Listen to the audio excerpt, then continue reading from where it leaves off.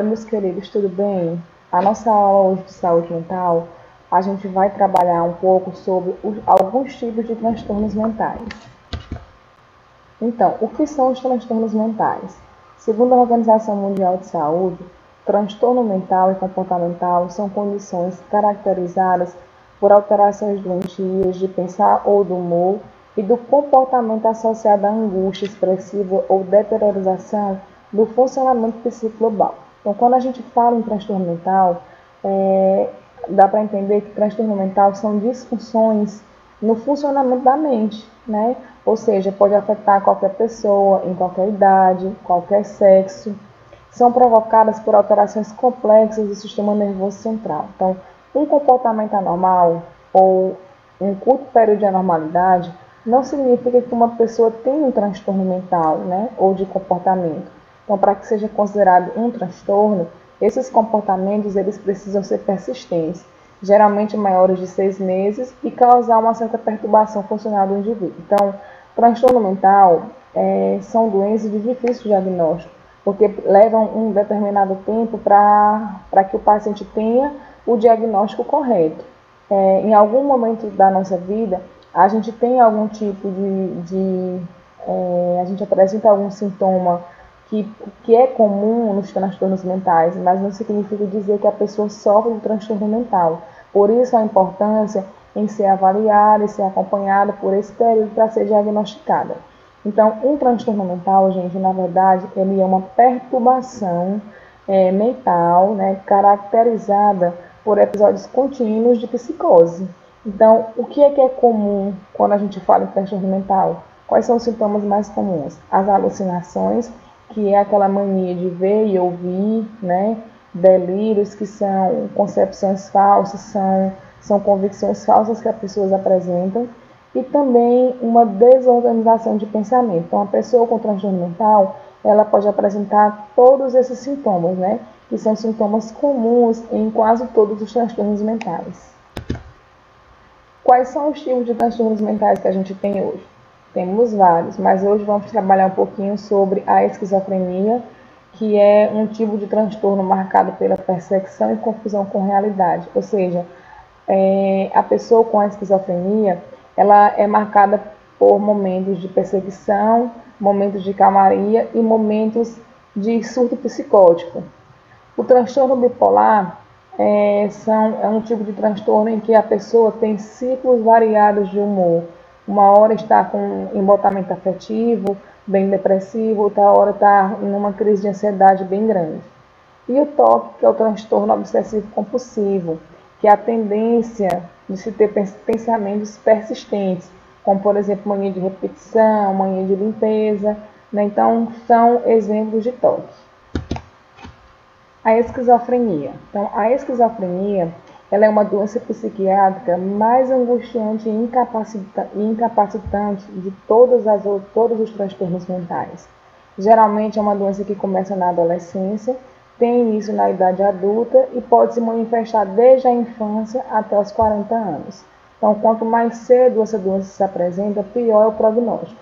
Então, um paciente com esquizofrenia, ele pode ter características particulares, bem diferenciadas. É uma doença marcada por delírios, alucinações, manias de perseguição. O paciente ele tem problema de raciocínio, desorganização de pensamento. Além de todos esses sintomas, é marcado por momentos de calmaria e momentos de grande tensão, de grande crise de ansiedade. Um paciente esquizofrênico, ele tende, por exemplo, a ter manias de perseguição. O paciente ele tende a ouvir vozes, a ver espíritos, né? Sempre com mania de perseguição. É uma doença que tem predominância no sexo masculino, né? Bem mais frequente no sexo masculino do que no sexo feminino. A esquizofrenia ela tem uma particularidade importante. Ela pode ter um início lento, né, de meses e anos, e os próprios familiares não perceberem o início dessa doença, mas também pode ter um aparecimento abrupto de dias e semanas. Às vezes, a pessoa pode ter contato com alguém né, que se disse sempre que nunca o familiar, nunca ninguém conseguiu identificar algum sinal ou sintoma, né, dessa doença e ela se manifestar de maneira abrupta, né, ou seja, é o que a gente escuta, né, o paciente dormiu bem e acordou com surto psicótico. Então, as causas ainda não são bem estabelecidas dessa doença, mas acredita-se em fatores genéticos e também fatores ambientais. A intervenção no primeiro episódio é fundamental no prognóstico do paciente, ou seja, quando é perceptível um sintoma dessa doença e o paciente é de forma correta inserido dentro de terapias ocupacionais, terapias comportamentais, ele consegue ter os sintomas amenizados.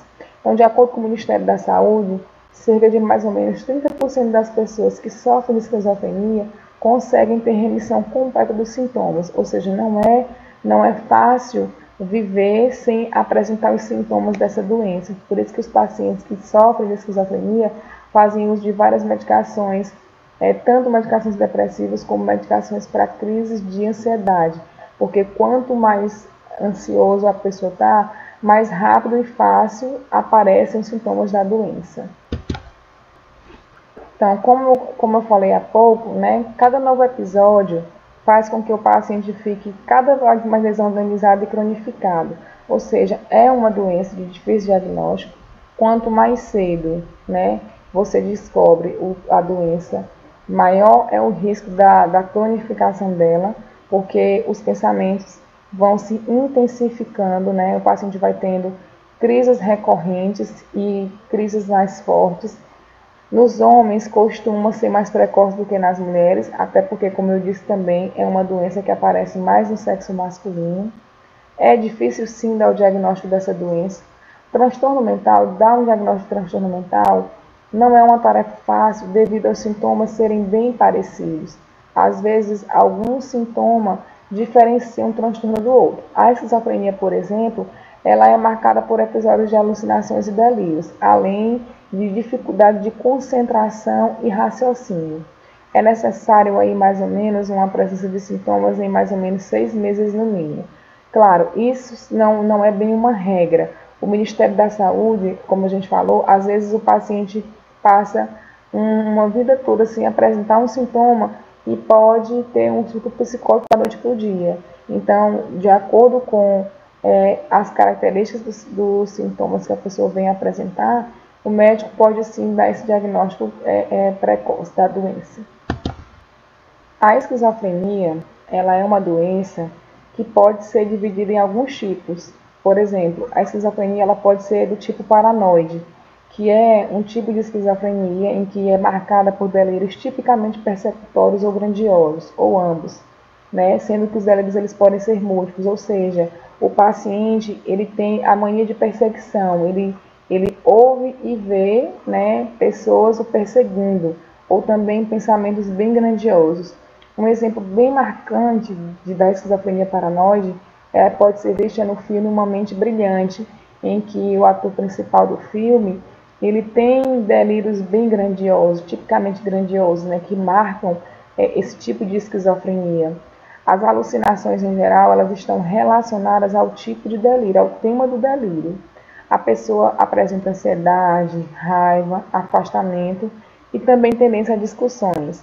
Então, a pessoa ela tem dificuldade no relacionamento com as pessoas, né? Geralmente, ela se afasta e ela se volta mais para aquele delírio que ela vem apresentando. Pode predispor ao suicídio, né, pelos delírios persecutórios, ou também predispor à violência, né? Por conta do que a pessoa vê e ouve, né, ela pode tomar comportamentos violentos, né? Então, é o que marca bem a esquizofrenia paranoide. Outro tipo de esquizofrenia, né, é a esquizofrenia desorganizada, também conhecida como esquizofrenia euderfrênica. Então, nesse tipo de esquizofrenia, os discursos eles são desorganizados, o paciente apresenta comportamento desorganizado, afeto embotado ou inadequado e também risos imotivados. É um tipo de esquizofrenia que leva a uma severa perturbação da capacidade de executar atividades da vida diária, né, como banhar, vestir-se. Então, na esquizofrenia hebefrênica, o doente mental ele tem um comportamento infantil, ele tem respostas incoerentes, pensamentos incoerentes. Nesse tipo de esquizofrenia, as alucinações e delírios são menos comuns do que nos demais tipos, embora possa parecer, mas é menos frequente.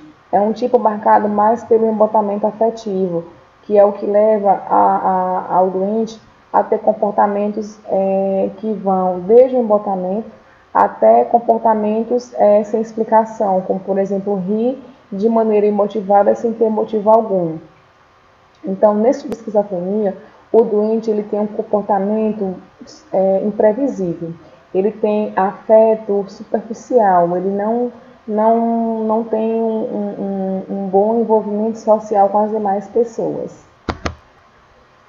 Outro tipo de esquizofrenia, né, é a esquizofrenia catatônica. Esse tipo de esquizofrenia ela é marcada por uma perturbação motora grave, imobilidade ou atividade excessiva. O paciente ele pode apresentar um extremo negativismo. A imobilidade motora ela pode se manifestar e essa atividade motora excessiva ela é aparentemente desprovida de sentido e não é influenciada por estímulos externos. Então, na esquizofrenia catatônica, como mostra a figura, o paciente ele apresenta posturas que não tem bem uma explicação, que não há um estímulo para que isso aconteça. Então, ele pode apresentar, ele pode assumir posições por horas, ficar numa mesma posição e ficar quieto, numa imobilidade por horas do mesmo jeito. Pode apresentar expressão facial de indiferença e pode também agir com extrema violência. Alucinação e delírios também não é sintomas tão comuns desse tipo de esquizofrenia. O que marca a esquizofrenia catatônica é essa perturbação motora, é essa imobilidade excessiva que a pessoa tem. Então, nos 3 tipos de esquizofrenia que nós vimos, recapitulando, na paranoide, o que é mais marcante são alucinações e delírios. Na hebefrênica, né, é o embotamento afetivo, e na catatônica é essa perturbação motora grave que o paciente pode apresentar, né? E essa imobilidade pode causar prejuízos na função motora também do paciente, né? Imagina ficar por horas numa mesma posição, né? Isso pode gerar desconforto muscular e até mesmo causar problemas na mobilidade física do paciente.